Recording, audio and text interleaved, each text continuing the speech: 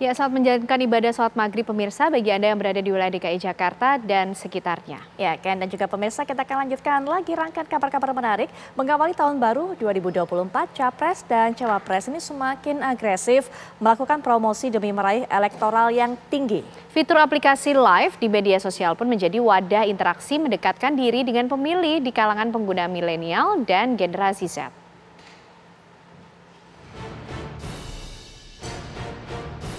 Lebih dari sebulan lagi pemilu di tanah air dilaksanakan. Para kandidat calon presiden dan calon wakil presiden pun semakin intens berinteraksi dengan masyarakat. Kampanye menemui masyarakat mulai dari kalangan tokoh agama, petani, buruh sampai melakukan belusukan ke rumah-rumah warga hingga terjun ke pasar dilakukan oleh para calon kandidat. Breaking my record tanggal 28 Desember 2023. Belakangan, mengawali tahun 2024, paslon nomor urut 1 Anies Baswedan melakukan gebrakan baru. Pasangan berjargon perubahan itu melakukan siaran langsung di media sosial TikTok.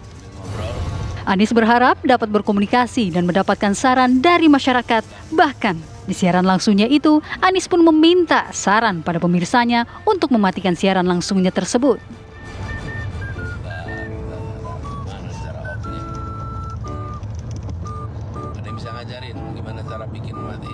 Live TikTok yang dilakukan pada tanggal 28 Desember 2023 itu mendapat reaksi luar biasa dari masyarakat hingga menembus angka 420.000 penonton. Akun TikTok Anies merupakan akun centang biru yang sudah mendapatkan hampir 900.000 pengikut. Di akun media sosialnya itu, Anies Baswedan memulai video pertamanya sejak tanggal 13 Maret 2023 dengan nama akun Anies Rashid Baswedan. Kemarin ada seorang yang tak mau ketinggalan, calon wakil presiden dari nomor urut 2 Mahfud MD pun ikut beraksi di live TikTok. Narasi yang disampaikan oleh Mahfud MD soal kasus penyerobotan lahan hingga mengakibatkan kerugian negara dan melibatkan aparatur negara. Ya, perhitungan kerugian negara, keuangan negara 2 triliun, kemudian perhitungan kerugian perekonomian negara 40 triliun. Mahfud mengaku sudah menekuni dunia media sosial ini sejak lama. Namun baru ada momentum hingga akhirnya ikut larut melakukan live TikTok seperti halnya yang dilakukan oleh Anies Baswedan. Bagi saya, akun bernama Muhammad Mahfud MD Official itu sudah mencapai 93.500 lebih pengikut. Mahfud MD memulai video pertamanya dengan mengupload foto profilnya di tanggal 14 November 2023 lalu. Seberapa efektifkah live yang dilakukan dua paslon di Pilpres 2024 tersebut? Pengamat politik Pangi Syarwi menegaskan tren live TikTok para paslon sebagai langkah tepat untuk menggait suara.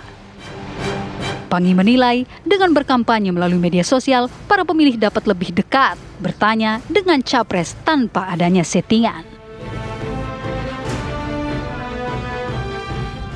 Menurut saya 50-56%